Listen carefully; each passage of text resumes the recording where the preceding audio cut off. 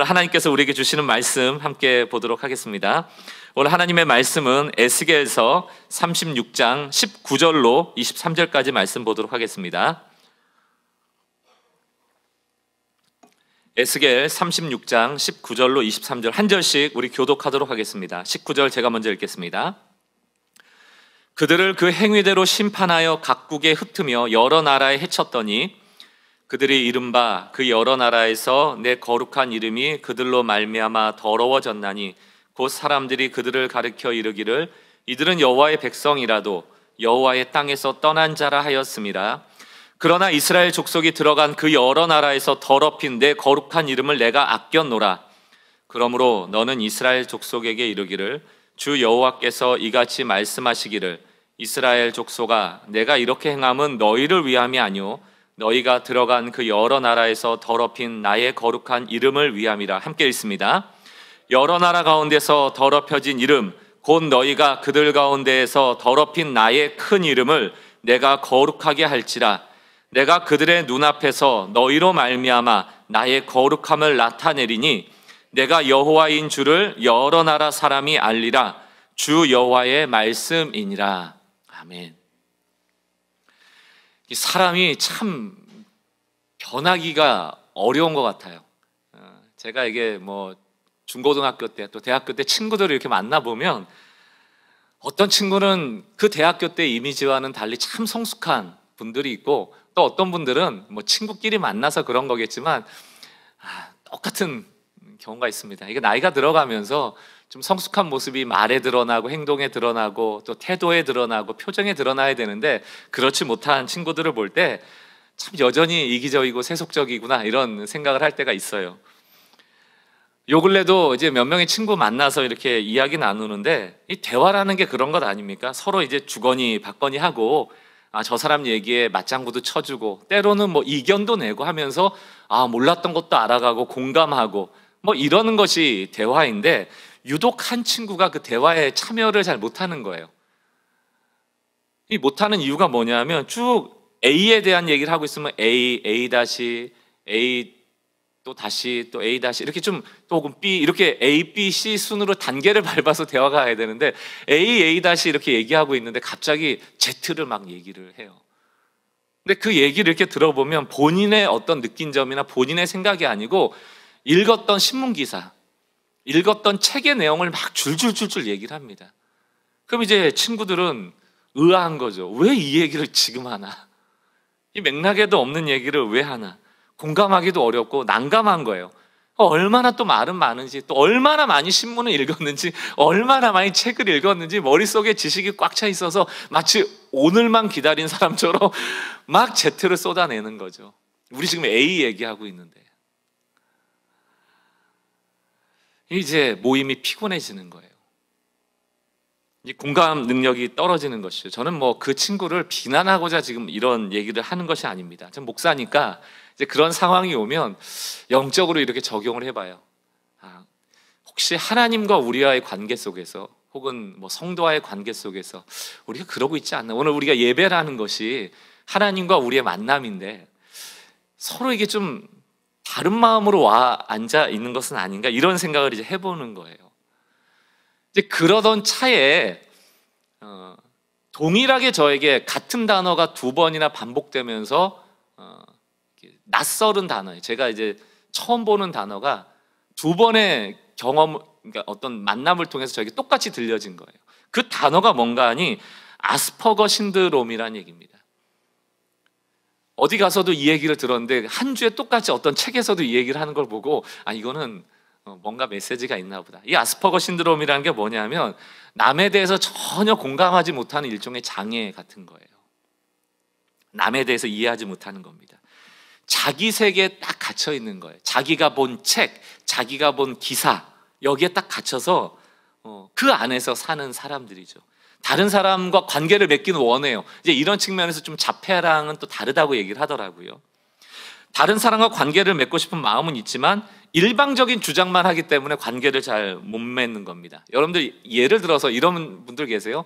얘기하다 보면 직설적으로 얘기하지 않고 장난이나 농담할 때 은유나 상징 같은 게 들어갈 때가 있잖아요. 근데 이런 친구들은 그걸 고지고대로 듣고 막 화를 내는 거예요. 너 어떻게 그럴 수 있냐, 막 분노하고. 떠오르는 분 계십니까? 그 뜻으로 한 얘기가 아닌데 막 갑자기 화를 내면 놀라잖아요. 왜 이러지? 뭐 이제 이런 게 좀 그런 증후군에 속한다, 그런 얘기를 하더라고요. 정상적인 언어 능력도 있고요, 지적인 능력도 있습니다. 그런데 아주 집착적으로 어떤 정보에 모으고 공부하고 이런 습관도 있다라고 얘기를 해요. 이기적인 사람과도 좀 구분이 된다고 합니다. 이기적인 사람들은 이게 똘똘한 사람들이거든요.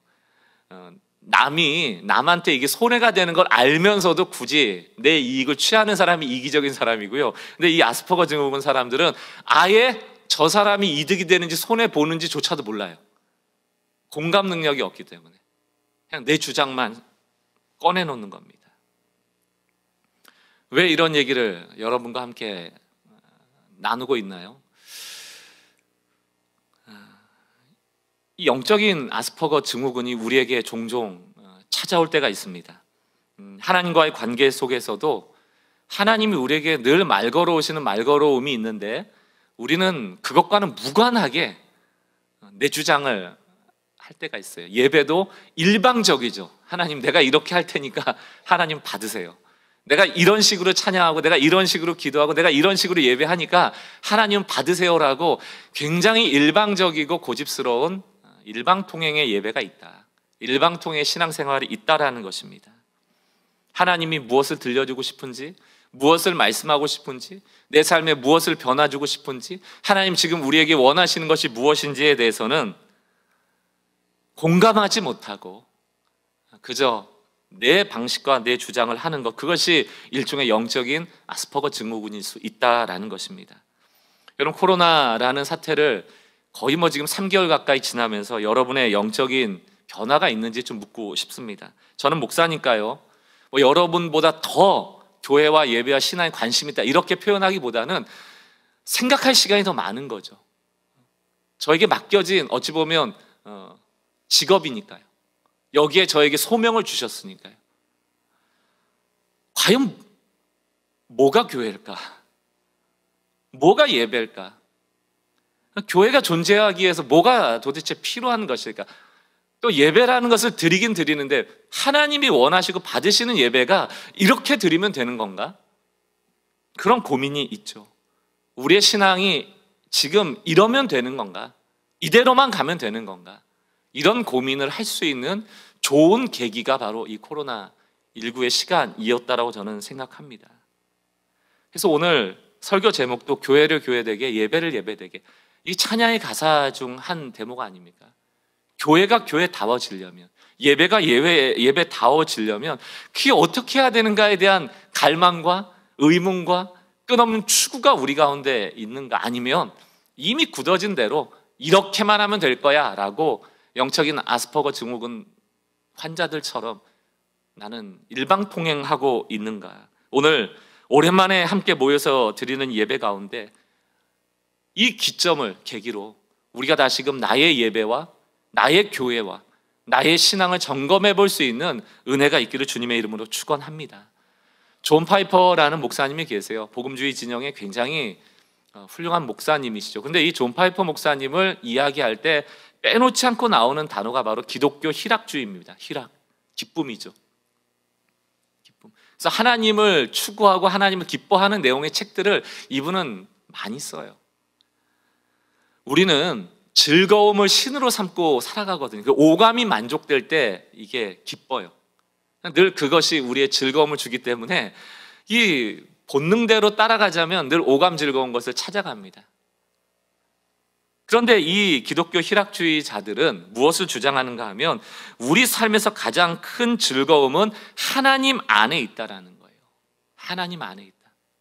그러므로 우리의 삶은 우리의 오감을 만족시키는 신을 쫓아가거나 아니면 하나님 안에서 즐거움을 찾아가는, 하나님을 신으로 여기며 살아가거나 이 둘 중에 하나를 선택해야 된다라는 것을 주장합니다. 이 존 파이퍼 목사님이 강의한 내용의 한 부분이에요. 이 기독교 희락주의를 두 가지로 좀 설명할 수 있는데, 첫 번째는 뭐냐면 이거예요. 우리는 하나님을 통해서 세상적인 만족을 누리기 원하고 하나님을 잘 믿어서 내 삶의 세상적 즐거움을 받기 원한다는 거예요. 그러니까 하나님의 하나의 뭐랄까요? 수단이라고 할까요? 그분을 통해서 뭔가 이루고자 하는 또 다른 목적이 있다는 거예요. 그런데 기독교 희락주의는 하나님의 영광을 추구하는 삶 자체가 만족이고 즐거움이라는 것을 주장하는 겁니다. 하나님 자체가 목적이라는 것이죠. 과정이 아니고 수단이 아니고. 결국 우리가 세속을 쫓는가 기독교적인 희락주의를 쫓는가의 그 차이는 결과물에 있어요. 내가 얻고자 하는 게 뭐냐? 그 결과물에 결국 우리의 신앙의 본질이 들어있다고요. 너 마음이 있는 곳에 결국 너 자신의 어떤 정체성이 존재한다는 것 아닙니까?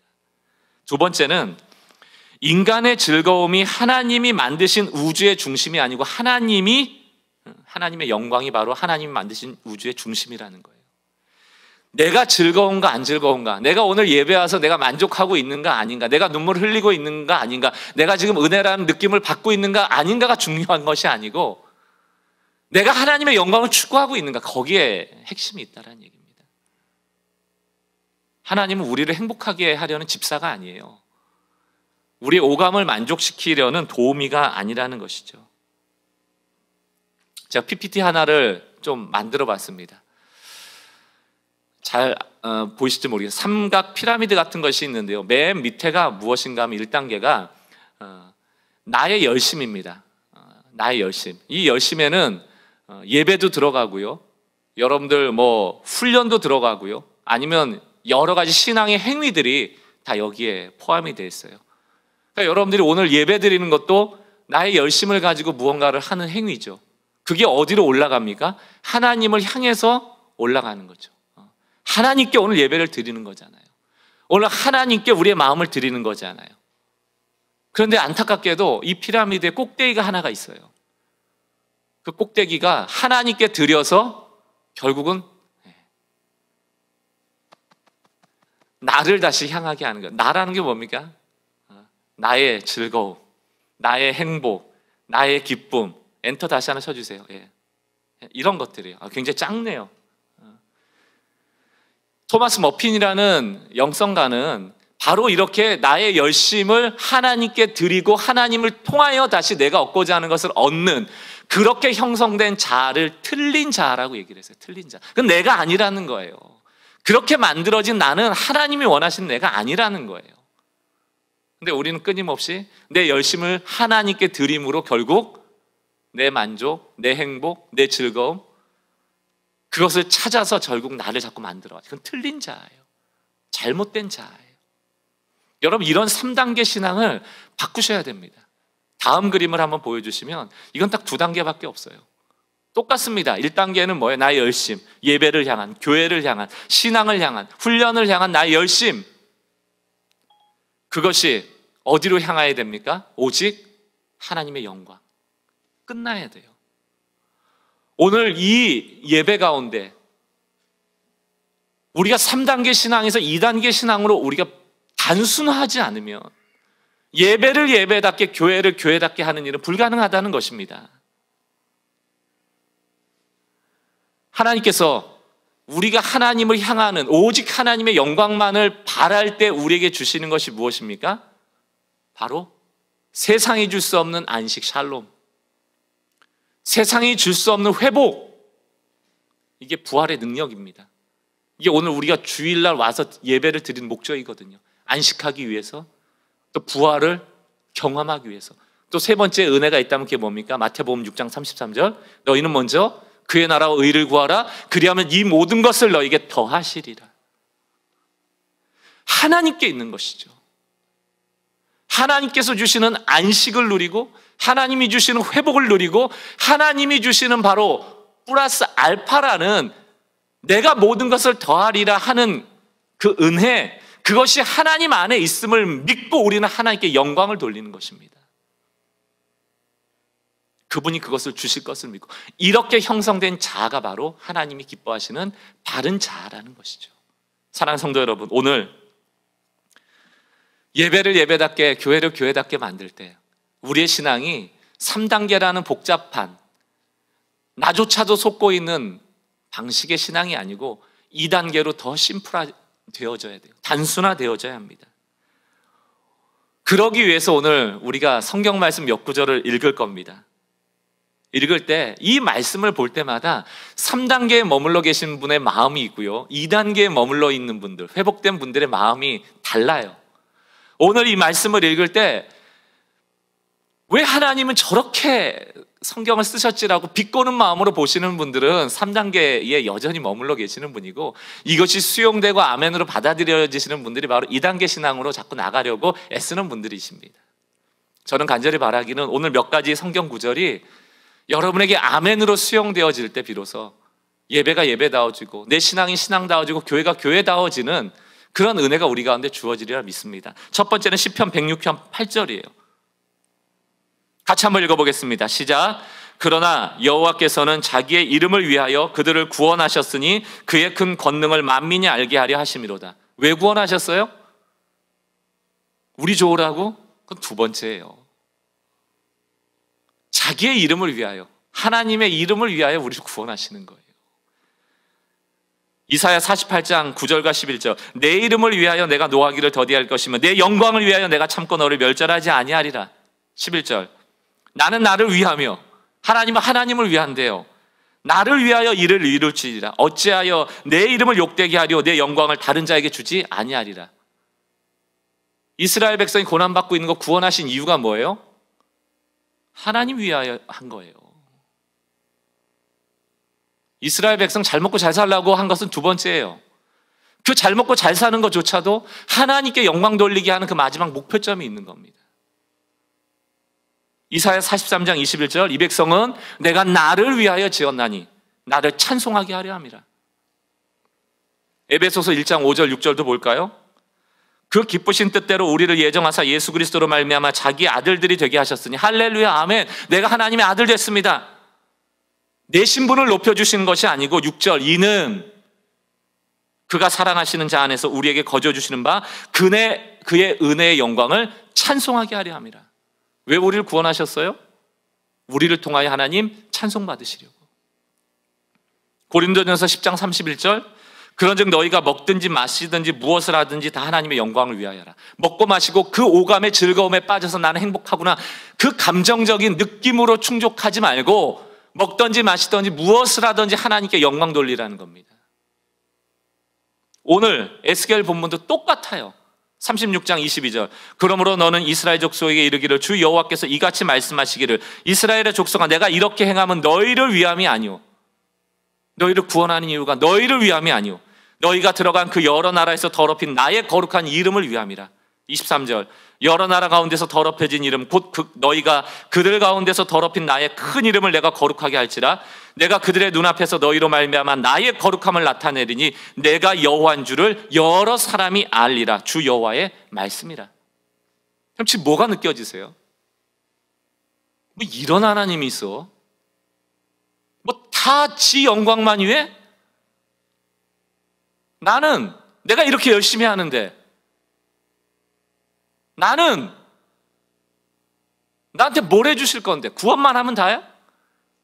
천국만 가면 다야? 내가 지금 이 모양 이 꼴로 살고 있는데 당신이 나한테 한 게 뭐야? 그런데 당신만 위한다고? 이게 3단계예요. 열심을 내서 하나님께 했지만 하나님께서 나에게 주시는 것이 없을 때 무너져 버리는 거예요. 2단계 신앙인들은 하나님께 영광을 돌리고 찬양하는 것이 목표입니다. 목적이고 거기가 결과예요. 우리가 이 신앙까지 어떻게 몸부림칠 것인가? 이것이 우리에게 주어진 일평생의 신앙의 숙제입니다. 놀랍게도 많은 신앙인들이 이 성경 구절들 때문에 하나님을 떠나요. 놀랍죠. 제가 어떤 책에서 보니까 언제도 한번 제가 설교를 드렸던 것 같은데, 여러분 잘 아시는 미국의 오프라 윈프리 같은 분도 하나님을 거부하면서 하나님이 질투장이다, 어쩜 이렇게 시샘이 많냐, 어떻게 그렇게 우리 거 쏙 빼가서 하나님 영광만 찾으려고 하냐, 아주 우리끼리 사랑하는 꼴을 못 보는구나. 내가 행복한 꼴을 못 보는구나. 이렇게 표현을 했어요. 여러분 잘 아는 영화배우 브래드 피트의 이야기입니다. 하나님은 늘 자기 자신이 최고라고 말해주기를 원한다. 너무 자기중심적이다. 이기적이란 얘기예요. 우리가 잘 아는 신학자 C.S. 루이스 같은 경우도 이것 때문에 신앙생활할 때 어려웠어요. 물론 회심하기 전에 하나님을 알고 싶은데 이런 성경 구절이 너무 이기적인 거예요. 그래서 이 C.S. 루이스는 문학가잖아요. 신학자이면서 문학적으로 표현합니다. 하나님은 마치 칭찬을 바라는 허영심 많은 여자 같다. 이렇게 여자들 비하 발언이 아니고 이분이 한 얘기예요. 허영심 많은 여자. 날 좀 봐줘. 날 좀 봐줘. 머리 잘랐잖아. 나 좀 봐줘. 딴 데 보지 마. 나만 봐. 이렇게 딱 남자의 머리통을 딱 잡고 나만 봐. 이러는 것 같다는 거야, 하나님이. 이렇게 소심하냐, 하나님이. 성경책은 윤리책이 아니에요. 도덕책이 아니에요. 두껍게 읽어야 됩니다. 더 깊이 읽어야 돼요. 성령이 주시는 지식을 가지고 진리를 찾아 파야 되죠. 저 역시 그 진리를 다 논하기에는 너무나도 부족하지만 제가 성경을 통해서 알아가면 알아갈수록 하나님은 이기적이셔야 돼요. 하나님은 자기 중심적이셔야 돼요.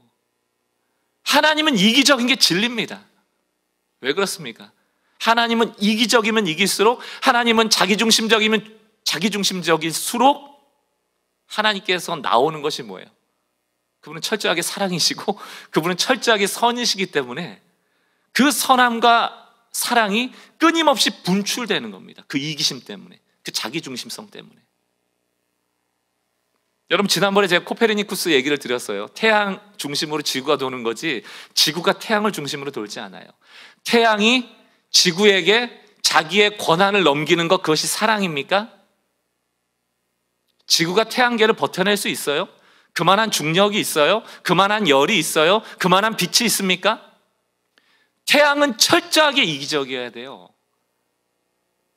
태양은 철저하게 자기중심적인 중력을 가지고 끌어다녀야 돼요. 그래야만 태양계가 버텨내는 겁니다. 우리는 우리 스스로를 독립시켜달라고 자꾸 요청하죠. 나에게 권한을 달라는 거예요. 우린 못 버텨요. 우리는 영원한 사랑을 갖고 있지 않아요. 늘 변합니다. 우리는 영원한 선함을 갖고 있지 않아요. 우리는 악합니다. 영원하게 변하지 않는 선함을 갖고 있는 분이 누구세요? 하나님이세요.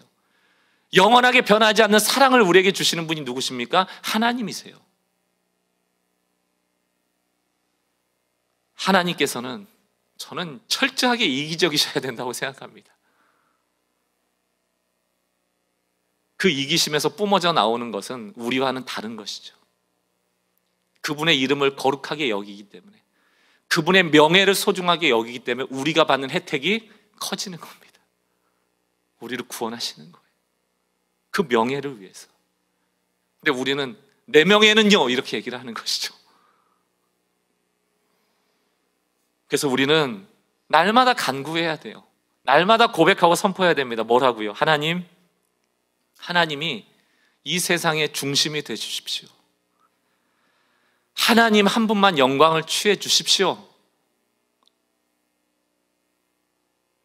그리고 우리를 이끌어 달라고, 마치 태양이 지구를 품고 있는 것처럼 떨어지지 않게 저를 붙잡아 달라고. 저는 잊지 못할 분이 계세요. 예전에 한번 참 그 몸이 안 좋아서 오랫동안 기도하셨던 분이, 제가 기도해 드렸던 분이 있는데 주일마다 오면은 그분 붙잡고 기도했거든요. 뭐 얼마나 오래 했는지 모르겠어요. 근데 이분은 올 때마다 하는 얘기가 그거예요. 목사님 하나님께서 저 고쳐만 주시면, 다리가 좀 아프셨거든요. 제가 튼튼한 다리 가지고 나와서 교회 청소도 하고 봉사도 하고 헌금도 하고 제가 정말 열심히 주님 섬기겠습니다. 그때마다 저도 철이 없었을 때라, 그때는 집사님 맨날 그렇게 얘기하지 말고 먼저 한번 해보세요. 그러면 하나님 고쳐주시겠죠. 맨날 그분 아니에요. 저를 고쳐주셔야 제가 그걸 할 수 있어요. 아니 다리 좀 아픈 건데 사지다 한지, 다리 한지는 빼고 삼지가 다 멀쩡하신데, 여러분 우리의 싸움이 이거예요. 하나님 고쳐만 주시면 열심히 할게요. 열심히 해, 고쳐줄게. 우리가 태양을 이길 수 있습니까? 우리가 얼마나 고집스러운지 몰라요. 그래서 영적인 아스퍼거 증후군을 먼저 말씀을 드리는 거예요. 일방통행? 됐고 고쳐만 주세요. 제가 뭐든지 할게요. 그분 할까요? 그분 다리 고쳐지면? 아멘. 저는 그래서 피트니스 센터 같은데 막 1년치 회원권 끊고 운동 그런 거 하시는 분들 잘 안 믿습니다. 일단 1시간씩 동네 한 바퀴 한 달 동안 돌아보세요. 그게 가능할 때 피트니스 센터 가세요. 동네 한 바퀴 못 도는 분이 그 피트니스 센터를 가겠어요?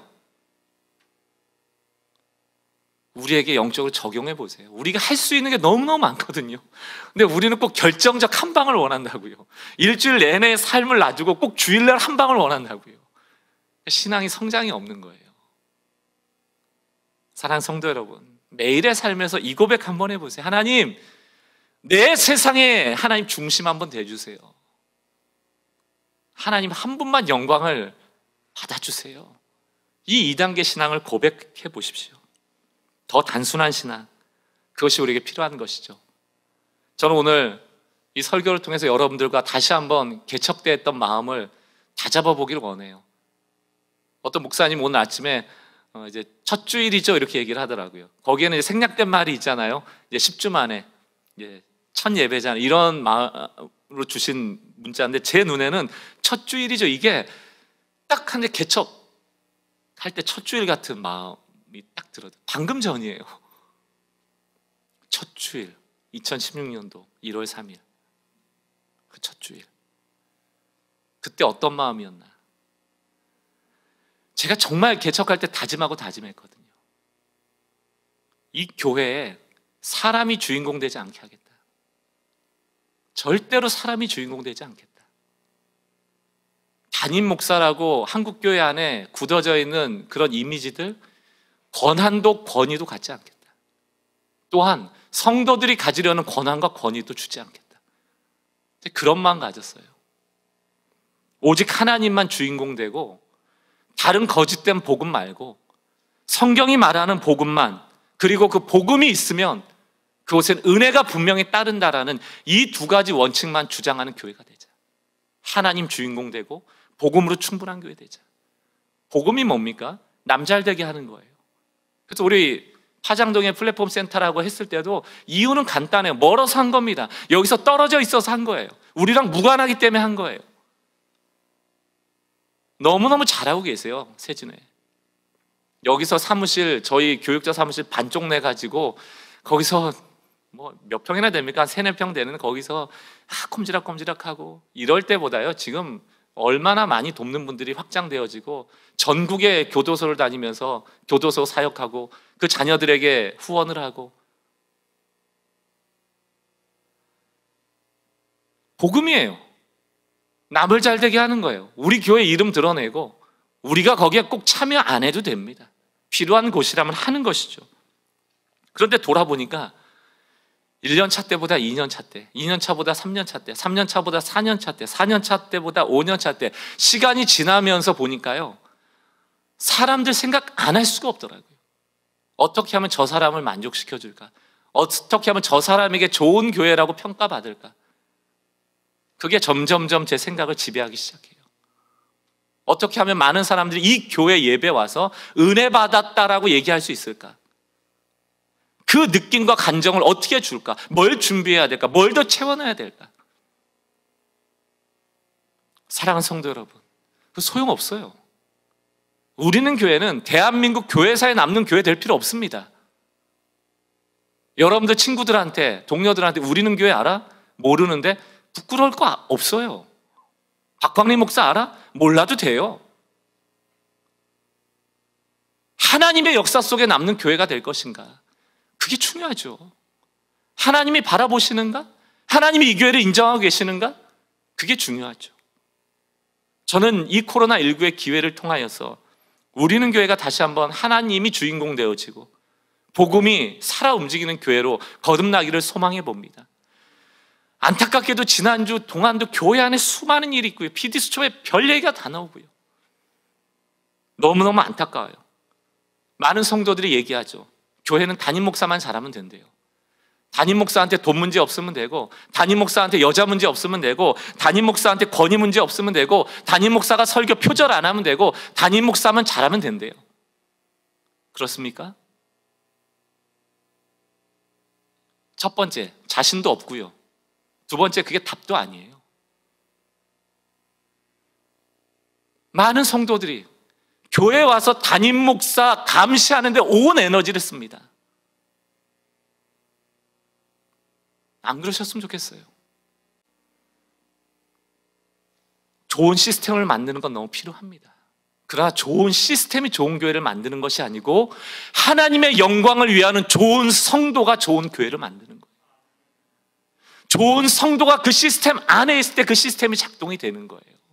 아무리 좋은 시스템이 있어도 은혜가 없는 성도, 하나님의 영광을 위하는 이 2단계로 단순화된 성도가 아니면 그 시스템은 곧 붕괴됩니다. 여러분, 민주적인 교회 운영 시스템에서 잘된 교회 보셨어요? 몇 년 가던가요? 안 돼요. 사람이 책임질 수 있는 곳이 아닙니다, 교회는. 가장 좋은 공동체는 여러분의 자리에서, 여러분의 각자의 자리에서 여러분이 단독자로 하나님을 만나고 계시는 성도들이 많아지면 돼요. 이게 이상적이죠. 제가 개척하고 첫 해 동안 제일 많이 들었던 얘기가 그거예요. 교회 안에서 얘기 많이 들었고요. 교회 밖에서도 목사님은 너무 이상적이래요. 이상적이래요. 현실은 그렇지 않대요. 제가 너무 5년을 지나면서 현실적이 된 것 같습니다. 다시 이상적인 교회를 꿈꾸길 소망합니다. 예배도 마찬가지죠. 주일의 예배가 뭡니까? 우리 주일이라는 주일은 구약적인 개념으로는 첫 번째 안식의 개념을 이어받았고요, 신약적 개념으로 보면 부활의 개념을 이어받은 거예요.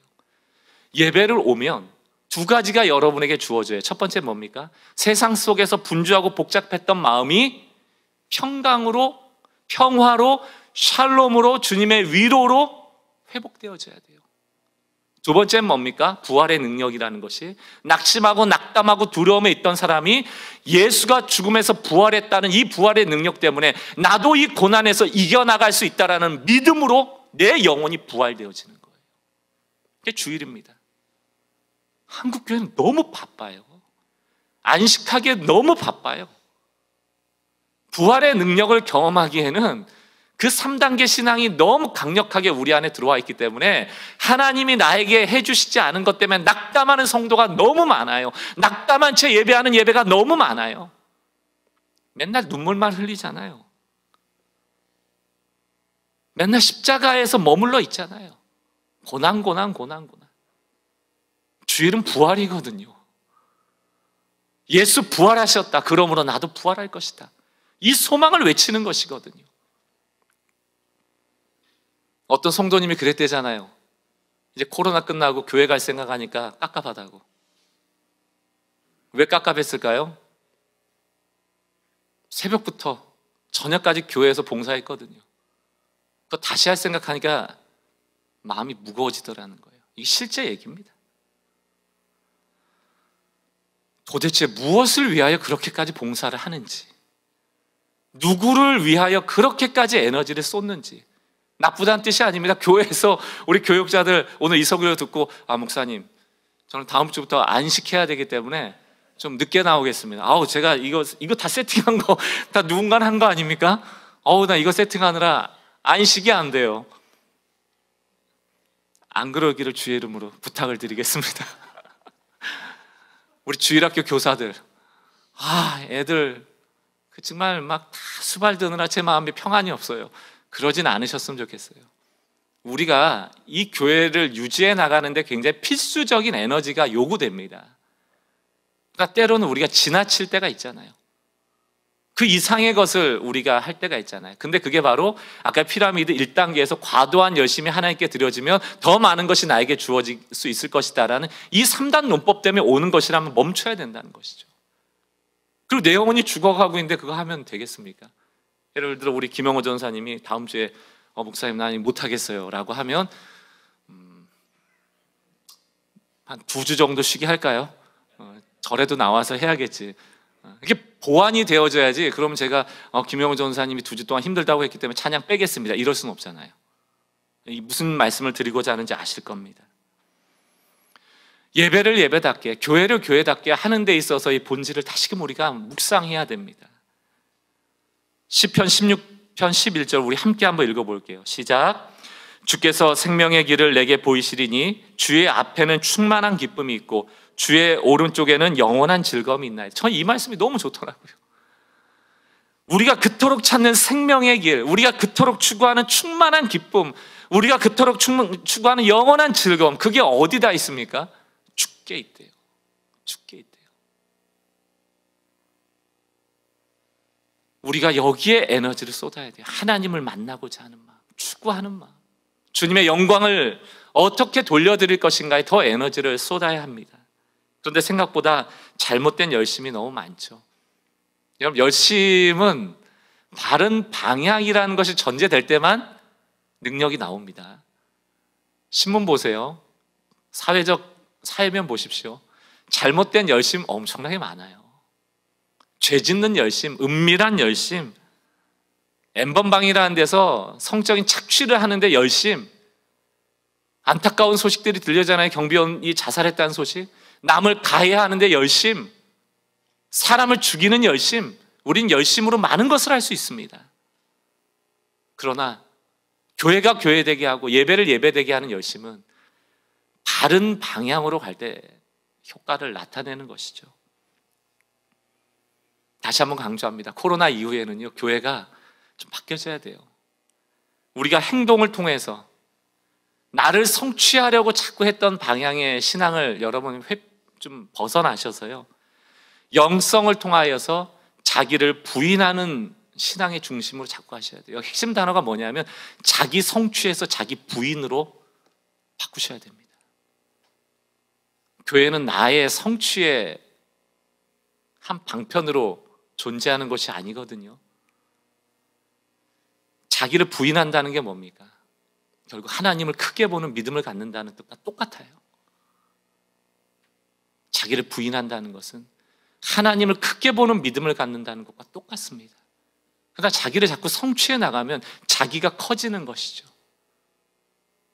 교회는 자기를 부인하는 사람을 통하여 교회가 교회다워지고 예배가 예배다워지는 그런 역사가 일어나는 곳이 되어져야 됩니다. 결론을 맺으면서 제가 지난주에 봤던 책의 한 부분입니다. 여러분 앞에 이제 C.S. 루이스 얘기를 드렸는데 자기를 막 인정해 주기를 원하는 여인과 같았다, 이런 얘기를 했던 이 C.S. 루이스예요. 회심한 이후에는 여러 가지 책을 쓰고 영화도 만들었잖아요. 나니아 연대기, 이런 것이 이제 C.S. 루이스의 책을 근거로 해서 썼던 것인데, 그 나니아 연대기 중에 캐스피언의 왕자라는 책이 있습니다. 그 책의 한 대목이 잘 알려져 있는데, 이 캐스피언의 왕자라는 책에는 4명의 남매가 등장하고요, 여러분 잘 아시는 아슬란, 이제 터키 말로 이게 이제 사자라는 뜻이라고 하던데, 아슬란이라는 사자가 등장하죠. 이 아슬란이라는 사자가 예수 그리스도를 상징하는 인물로 거기에 표현이 됩니다.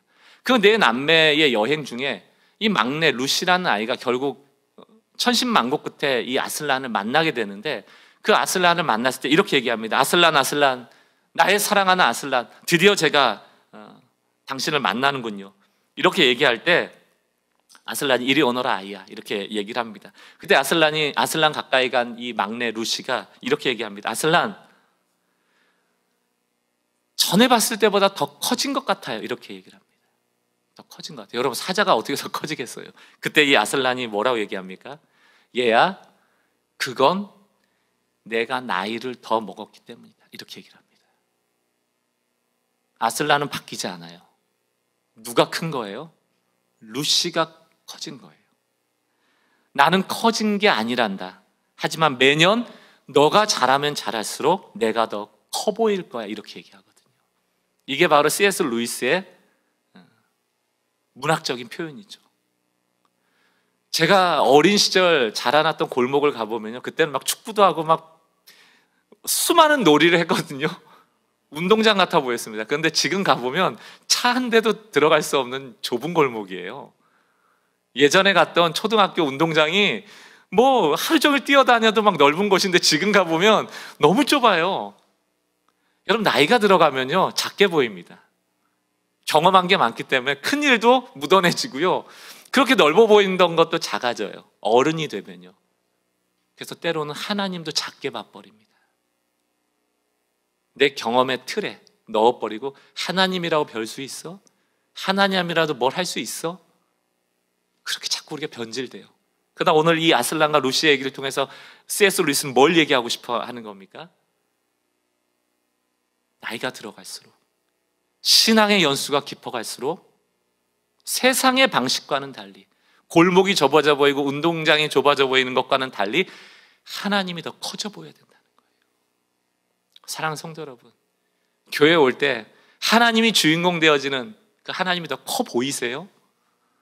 예배를 드릴 때 하나님의 영광만을 추구하는 그 하나님이 여러분 더 커져 보이는 믿음의 눈을 가지고 계십니까?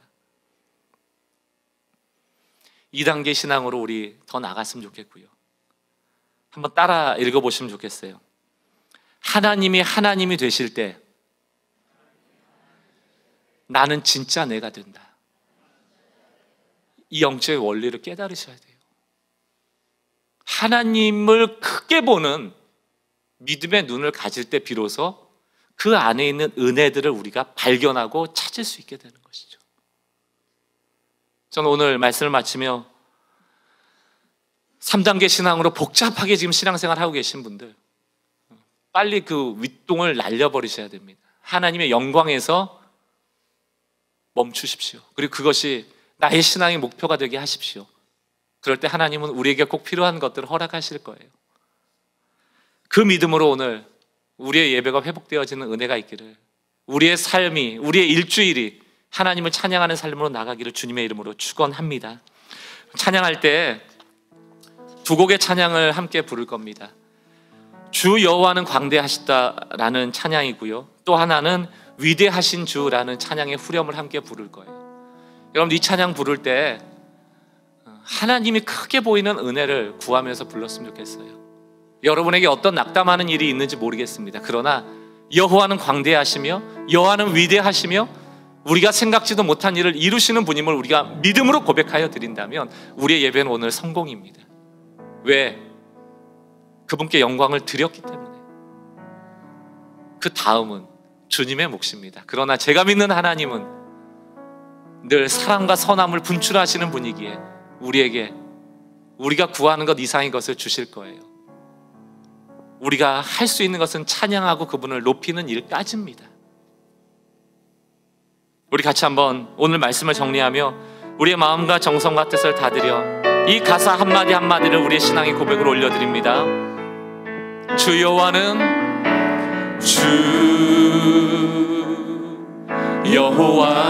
광대하시도다.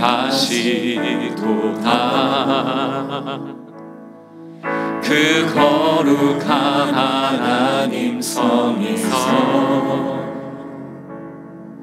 찬양할지어다.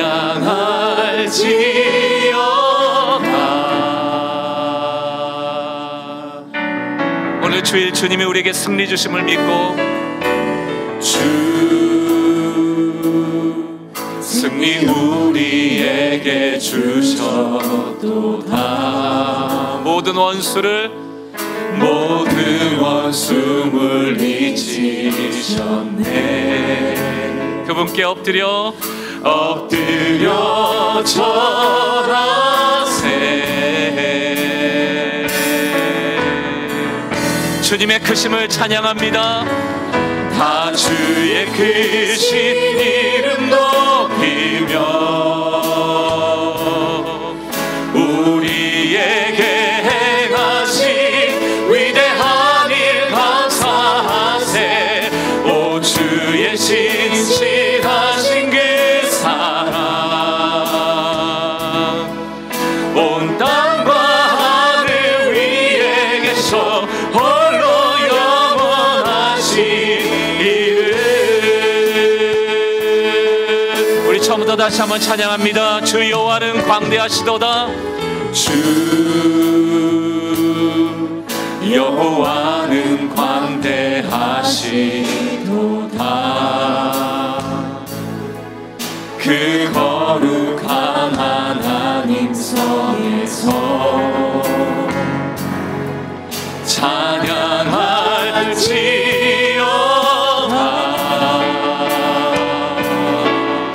하나님만 찬양받기 합당하십니다. 주 승리 우리에게 주셔. 이미 주신 승리를 선포합니다. 모든 원수 물리치셨네.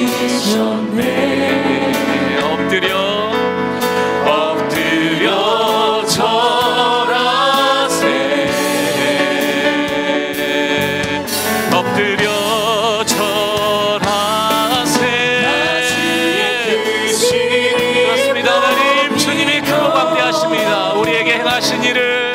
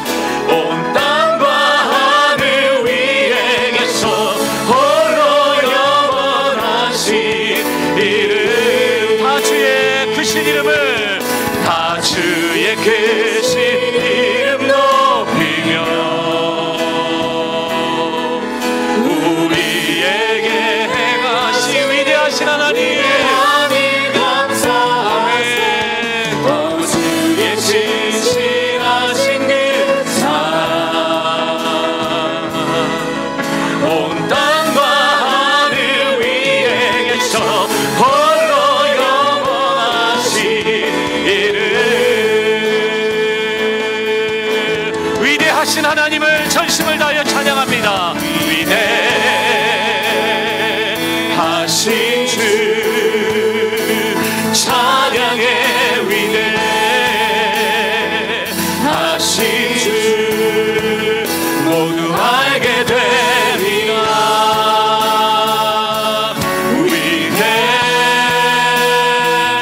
위대하신 주. 다시 한번 주님을 깊이 묵상하며 위대하신 하나님을 찬양합니다. 위대하신 주 찬양해. 아멘. 위대하신 하나님, 하신 주 모두 알게 되리라.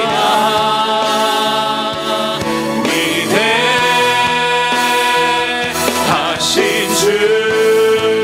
이렇게 선포합니다. 모든 이름 위에 뛰어나신 주님, 모든 이름 위에 뛰어난 이름 다 찬양해. 다 찬양해. 위대하신 주. 다시 한번요. 모든 이름 위에 뛰어나신 하나님 찬양합니다. 모든 이름 위에 뛰어난 이름 다 찬양해. 위대하신 하나님, 아멘.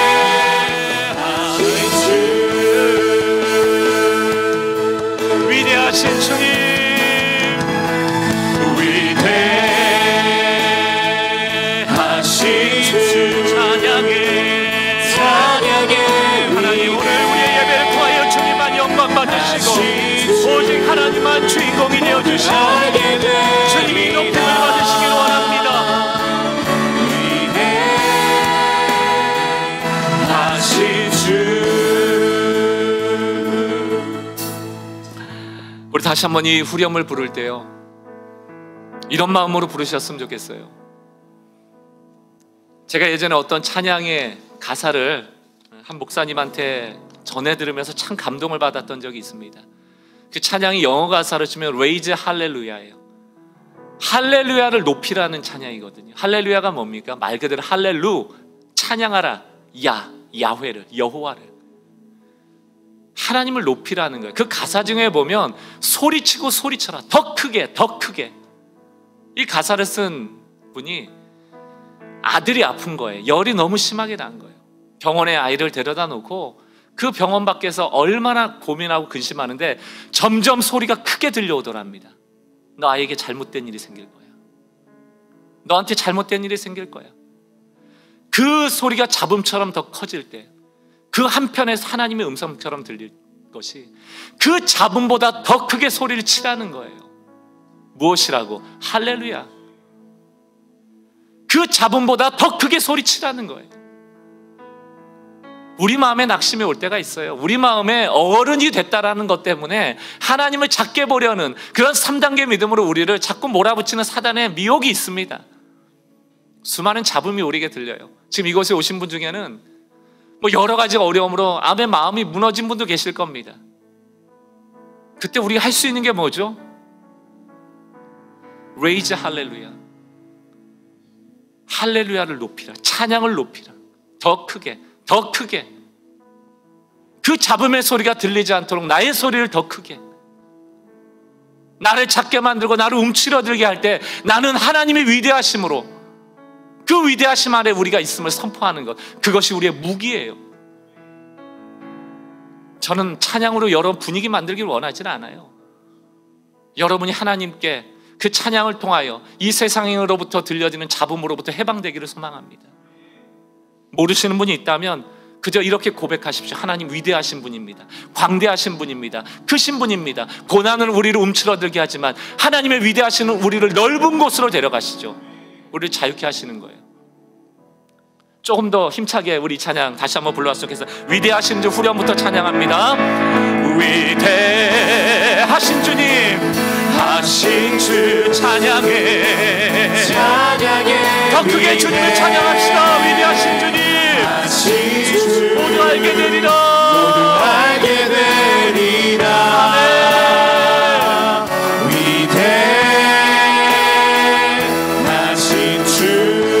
선포하십시오. 위대하신 하나님, 광대하신 하나님,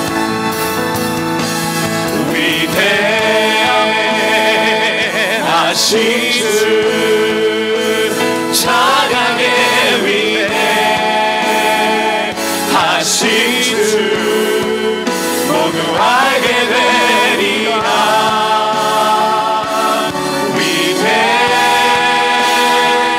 다시 한번 선포합시다. 기적을 일으켜주신 주님의 위대하심을 찬양합니다. 위대하신, 위대하신, 아멘. 하신 주 찬양해. 아멘. 하신 주 아멘. 알게 되리라. 할렐루야.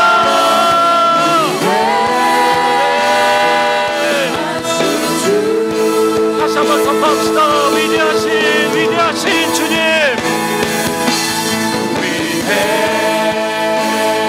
위대하신 주 찬양해. 위대하신 주 모두 알게 되리라.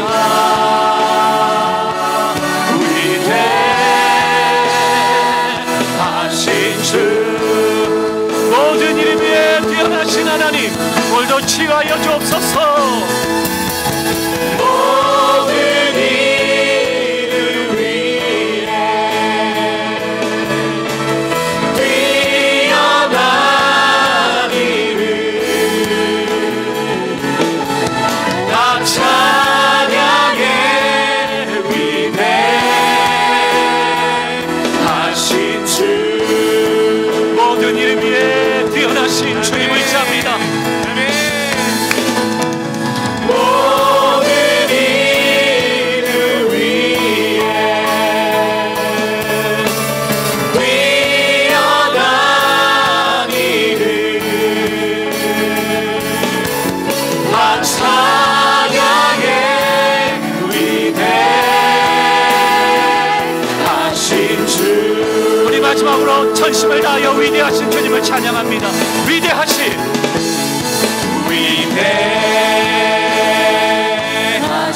주 찬양해. 위대하신 주 아멘. 알게 되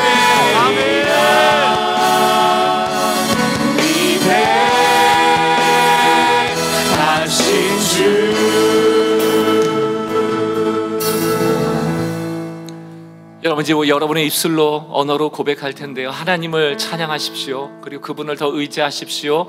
그분의 광대하심과 위대하심을 바라보십시오. 어른이 되었다라고 내 경험치를 가지고 하나님을 축소하지 마십시오. 고난은 우리를 좁게 만들고 우리의 영혼을 위축시키고 하나님의 크심을 보지 못하도록 우리 영적인 눈을 막습니다. 그때마다 레이즈 할렐루야, 하나님을 찬양하는 여러분의 목소리를 더욱더 키우시고 그 선포를 더욱더 키우시고 공개적으로 하나님을 선포하는 한 주간의 삶이 되기를 여러분 고백하고 결단하십시오. 지금 고난 중에 있는 분들이 계세요. 그런 분들 절대로 물러서지 마시고 하나님은 위대하심으로 내가 그의 자녀이므로 이 위기는 반드시 물러갈 것이다 라고 선언하십시오. 그 선언이 능력이 되어 우리 삶 가운데 경험되어지기를 원합니다. 하나님이 일하여 주옵소서. 우리 합심하여 통성으로 여러분의 자신의 신앙을 고백하고 여러분의 문제를 하나님 앞에 아뢰며 고백하여 기도하는 시간 같습니다. 기도하겠습니다.